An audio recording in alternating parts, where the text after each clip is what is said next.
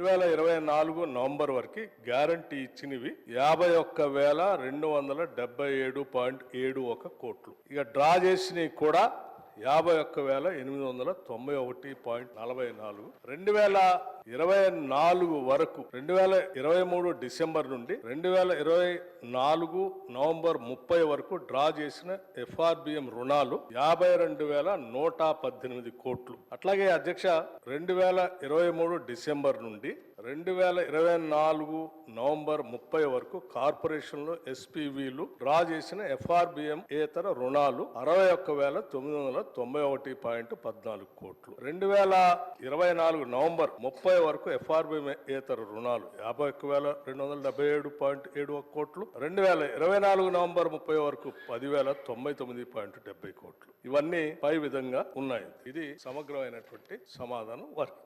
రాష్ట్ర ప్రభుత్వం FRBM కింద తీసుకున్న అప్పులు 51,277 కోట్లని చెప్పారు. అఫ్ కోర్స్ ఈ రోజు ఉదయం నేను రిజర్వ్ బ్యాంక్ ఆఫ్ ఇండియాది కూడా రిపోర్ట్ తీసుకున్న పొద్దున్నే నెట్లో ఈ రోజు కలిపితే ఇంకో 3,000 కోట్లు పెరిగింది. ఆల్రెడీ ఇంతకు ముందే 2003వ తారీఖు 5వ తారీఖు తీసుకున్నారు. ఇవాళతో కలిపితే ఇంకో 1000 పెరిగింది.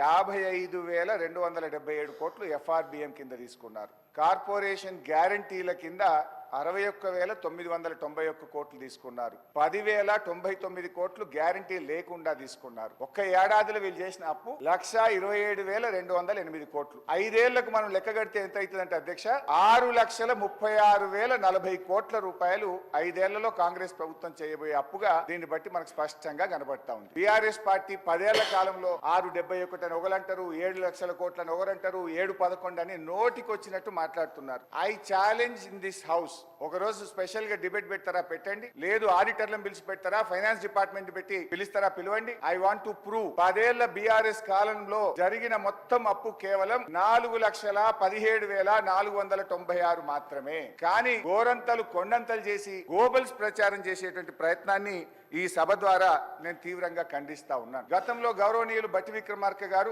ఎన్నికల ముందు ఆదాయాన్ని సమకూర్చడంలో కాంగ్రెస్ పార్టీకి అపారమైనటువంటి అనుభవం ఉంది, హామీలన్నీ నెరవేర్చడం మాకు పెద్ద సమస్యే కాదు అని ఎన్నికల ముందు చెప్పారు. ఇప్పుడు అధికారంలోకి వచ్చిన తర్వాత ఏమైంది, ఏడాది అయింది, హామీలు ఎప్పుడు అమలు చేస్తారంటే అప్పుల పేరు చెప్పి తప్పించుకునేటువంటి ప్రయత్నం చేస్తున్నారు.